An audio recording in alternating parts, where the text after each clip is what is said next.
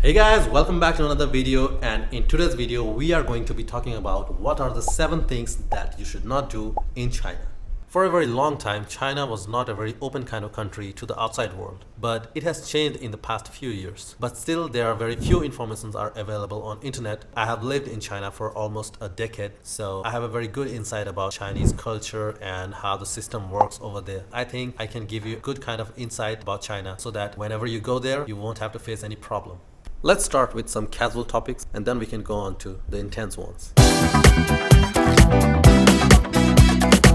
That is right. If you see someone wearing green cap or green hat, you can immediately understand that that person's partner, either as a girlfriend or boyfriend or husband or wife, is cheating on them. So it's a kind of sign that the person who's wearing the green cap or the hat is in an open relationship. So you might ask, how do I know this? I know this by experience. Once I wore a green cap and I had no idea about what does that mean. So when I went to meet my friends, first they laughed at me. Forget about my partner cheating. I do not have a partner. That was funny to them, and they told me what is the meaning behind this green cap. So next time, whenever you wear a cap or a hat, make sure you wear the right color. For me, black just works fine.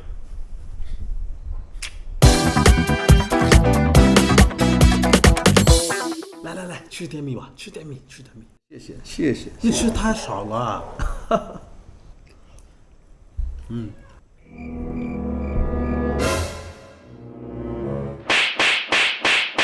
That is correct. While you're eating with your friends or a bunch of other people, do not put your chopstick upside down into your rice bowl. In China, this is symbolized as very disrespectful for the table. So next time, whenever you go to a restaurant or somewhere else to eat, remember, do not put your chopstick upside down into your rice bowl.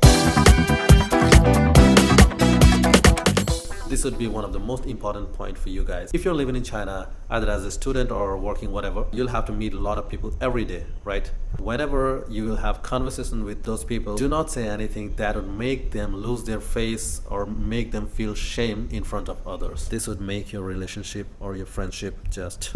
So next time, whenever you are having a conversation with your friend or colleague or anywhere else, do keep this in mind, not to speak something that would, this will help you a lot while you are networking or making contacts in China.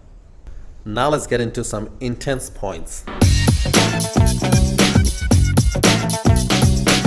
Many foreigners who live in China, they love to go to bars and clubs because the nightlife in China is very vibrant. But sometimes some people also go there and after drinking they go fight with some other people. This is completely not allowed in China. Bar fight is not at all tolerated by the Chinese police. Whenever you go to a bar or a club, even after drinking, make sure you do not start a fight either with Chinese people or foreigners, anyone. So I have a friend, he was living in Shanghai. So one day he went to bar with few of his other friends, and after drinking in bar they came out. There was another person standing. He was also drunk. He was from a different nationality, not Chinese. That person wanted to lit his cigarette, so he came to my friend and asked for the lighter. This guy didn't have lighter, but my friend also didn't have a lighter. And that other guy, he started abusing. He said, what kind of person you are? Why don't you have a lighter? Why don't you keep lighter? And start saying bad things. They got into fight, and that another person, he hit my friend with one of his kicks. That guy was a kickboxer, a professional kickboxer. So he hit my friend with a very hard kick, and my friend's leg was fractured, not fractured, totally broken. So he had to spend 3 or 4 months on bed. That guy who hit, he went to jail and also had to pay a lot of money because, medical expenses, and also for 4 months he couldn't work. So that expense, it's a very messy kind of thing. It's better not to get into a fight while you are in a club or a bar inside China. That's right. Never post any sensitive content on the social media of China, like WeChat, Meipai, Weibo, Xiaohongshu, Douyin, whatever. Just do not post anything on the social media of China that may cause public disturbance. Chinese government and Chinese police take this thing very seriously. If you are a social media user, either you post videos on Douyin or Xiaohongshu, or you write blogs on Weibo, whatever, just do not post anything that is sensitive that can cause public disturbance. And if by chance you created a very big problem, you can either face deportation, or if the problem is more bigger, you might go to jail. So yeah, keep that in mind. Pornography is strictly prohibited in China.